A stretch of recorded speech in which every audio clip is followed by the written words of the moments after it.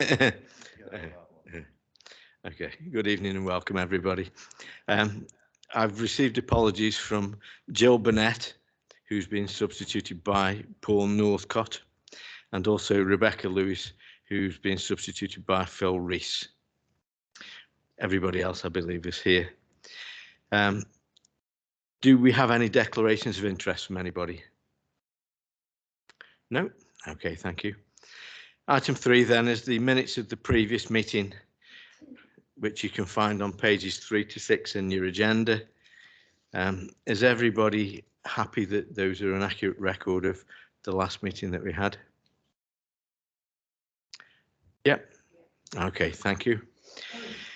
Item number 4 then is the Treasury Management half-yearly report for 2023-24, and Sarah's going to give us a rundown on that, if you wouldn't mind, please. Thank you, Chair. So the Chartered Institute of Public Finance and Accountancy, SIPFA Code of Practice on Treasury Management recommends that members should be informed on Treasury Management activities at least twice a year. It was resolved that the Audit and Standards Committee would monitor and oversee the delivery of the Treasury Management strategy through the receipt of this, the half-yearly report, and the final one that we bought. I think it was the last meeting that we discussed the annual Treasury Management report. This half-yearly report to members is intended to provide an update on the Treasury Management strategy and the performance for the period of April to September of this financial year. The main points are we still don't have any borrowing in this current financial year to date. There was £28 million held in our bank account as at the 30th of September. Most of that was held in like the government sort of DMO account for security reasons, really. The amount held is largely due to advance receipts from the Town Deal Fund and Future High Street funds. Interest to date that we've received up until the 30th of September is just over £600,000, which we hadn't actually budgeted for. So that's a bonus to us, obviously, with the interest rates going up. The average interest rate was around about 4.72%. And then this last month, we've actually received 5.26%, and that's due to the interest rates increasing. So doing really well in respect of interest receivable for the year to date. Happy to take any questions. Thank you. Thank you, Sarah. Do we have any questions? John?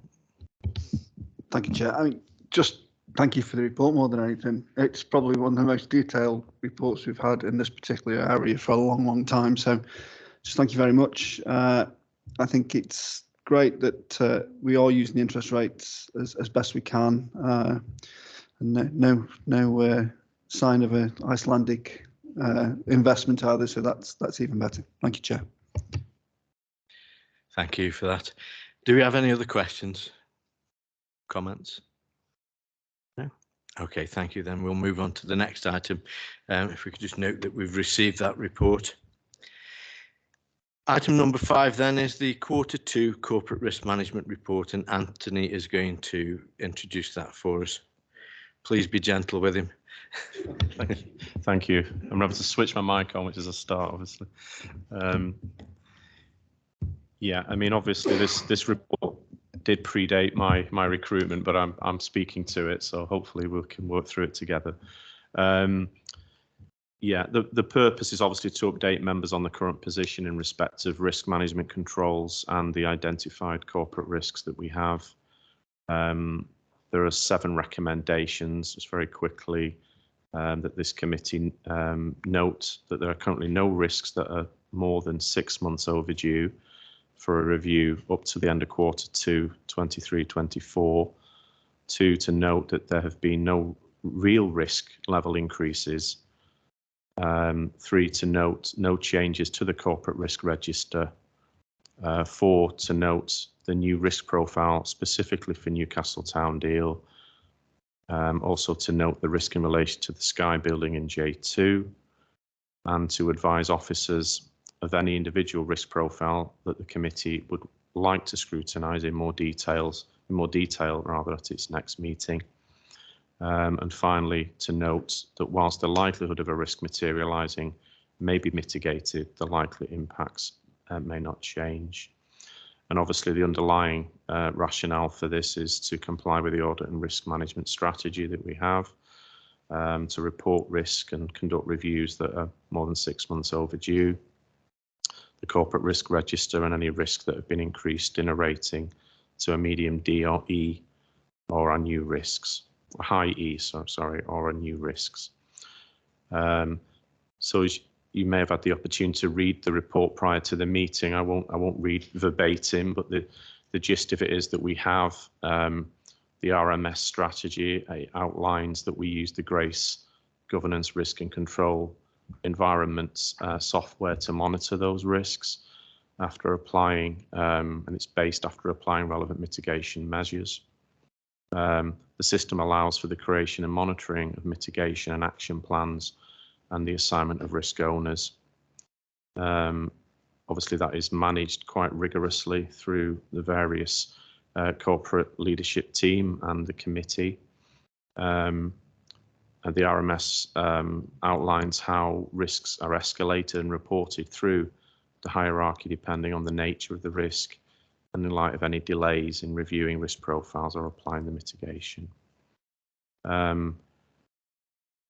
Yeah, so really the rationale that's set out there, the issues, as I say, I've highlighted that there are no current risk reviews. I'm pleased to say 6 months overdue up to the end of Q2, 23-24.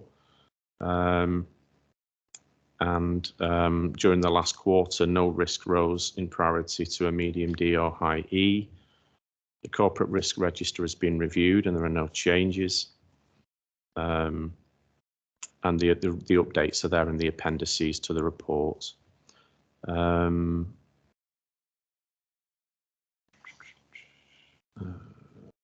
Obviously, in terms of my area, this paragraph 6 is obviously particularly prescient, which is the legal and statutory implications as to why we have to do this at all. And the relevant legislation there is highlighted. It's the Accounts and Audit England Regs 2015, which you'll be aware of. There are no equality impact issues noted in this report. There are no resource implications. And there's a reference there to some major risks that we obviously need to be aware of, which are mainly around resourcing going forward. I know that's going to be looked at in terms of increasing our resilience in terms of resourcing. So yeah, I commend the report to you and invite any questions. Thank you, Anthony. Do we have any questions on this? Mike, go on. Just one, Anthony. You've obviously got the Newcastle Town deal down, excuse me, as a new risk. One that isn't there is obviously the Cusgrove Town deal. Now, Paul might tell me something completely different on Thursday, but it's not Thursday yet. Cusgrove Town deal, one of the projects, looks like it's got a major delay through no fault of anybody, but it's come up. Can I ask why that's not? Because I think that's a significant risk, and wonder why it's not shown on this slide as a significant risk. Thank you. Well, I would say it's not one that's been raised with me personally until this meeting. Obviously, if I had no notice of it, I would have tried to give you an answer now in this meeting, but I'm more than happy to take that away and unless Sarah wishes to extend further on that. Yeah, thank you. I know the risk that you're talking about, but I think at the last meeting, you know, where we sort of see if anybody's got any particular risk areas they'd like to look at for the next meeting. That's why the Newcastle Town deal one's in the report for this particular meeting. It isn't that Cusgrove hasn't been omitted or forgotten or anything, or that we're not reviewing it. It's only because Newcastle's only on here because that's what we asked at the last meeting to have a look at. But yes, certainly that's in our GRACE risk register already, the risk that you're actually referring to. Can I just ask that that's included on the February report then next time? Yeah, thank you. Yes, thank you, Council. I'll make sure that happens.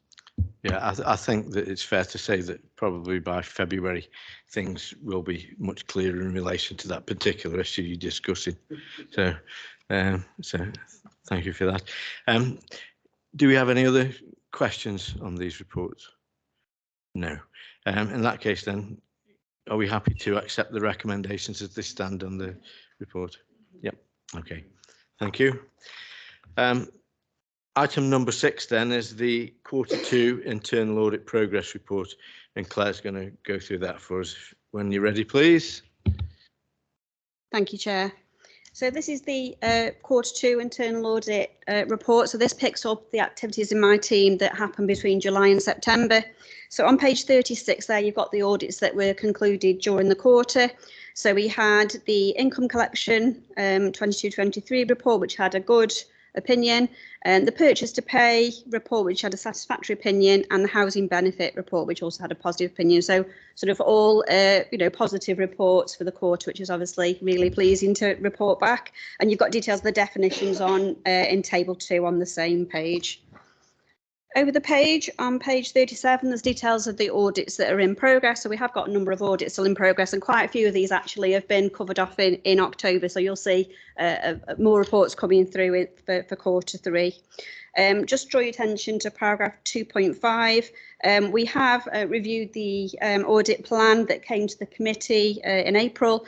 And one of the audits that we advised that we were going to conduct, we're actually going to defer, and that's the communications audit. And the reason for that is because some work's happening to review the communications service itself, and obviously it doesn't make sense for us to try and review it while it's in review. So what we'll do is we'll put that into the risk assessment for future years' audit plans to see the most appropriate time to pick that audit up. Further down the page, got details of recommendations implemented and those outstanding. So at paragraph 2.8, at the end of September, we had 32 recommendations outstanding. 5 of those have not yet reached the due date, so there's 27 that are in progress. So you've got some details of how old they are at paragraph 2.9, so a bit of an aged analysis there. So of the 27 recommendations, 13 relate to audits for 23-24, 6 relate to audits from 22-23, 7 from 21-22, and 1 from 19-20. So the one relating to 19-20 is from the IT governance report, and that actually be cleared off once the ICT strategy is approved by Cabinet in December. So when we come through next quarter, we shouldn't have any of those recommendations that are that old from the 19-20. So we've got the appendix with some further details on outstanding recommendations, which is on page 41. And I'm happy to take any questions. Thank you, Chair. Thank you, Claire. Do we have any questions on this report? No? Paul?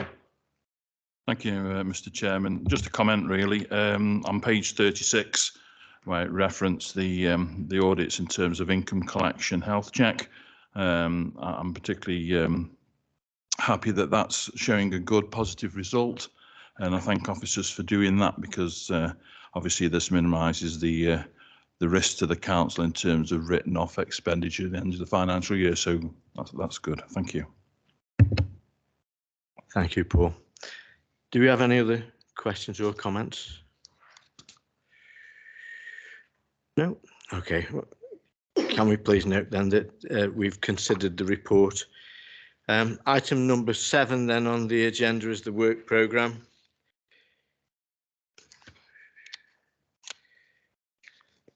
There's a couple of bits that just need moving around on this, not in terms of the actual work, it's just that we've got planned items that's still showing some of the things that have already taken place, so they need to be moved down. Other than that, in terms of the February meeting, the only other thing that we'll have in addition, or potentially in addition to those items already listed, we may have some audit work to look at. Obviously, we're in a situation where we're going to be changing auditors next year, and I understand that the new auditors, KPMG, are interested in meeting the committee. I don't know whether it will be at that meeting. That might be a bit premature, but certainly they want to meet the committee before they come to any formal conclusions. I think I'm right in saying, Sarah, that they will have done a fairly significant amount of work by then on processes and so on, won't they? So that's fair enough, I would say. But other than that, I'm not aware of anything else that needs to be included in that. Do we have any comments? Or yeah, Mike? If the committee is open to this, Chair, can I suggest, I think I would like it if it's at all possible by the 5th of February next year, but I would like a yearly audit report on the town centre deals and the future high streets funds. Basically, I know it's not strictly a finance, but a financial audit of what we received, what we spent, are we overspent, underspent? Are there any snags? Are there any, what reasons are we overspent? What reasons are we underspent? A full, what an accountant would call a audit report.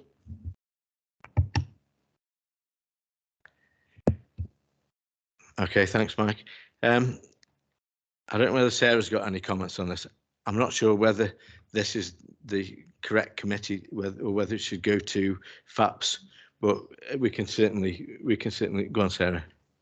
Yeah, I was just going to say that information really falls under FAPS, and at the moment within our audit plan that we've done for the year, we haven't got additional days that the audit team, if that's what you're requesting, will go off and do an audit on the Town Deal Fund and Future High Street Fund.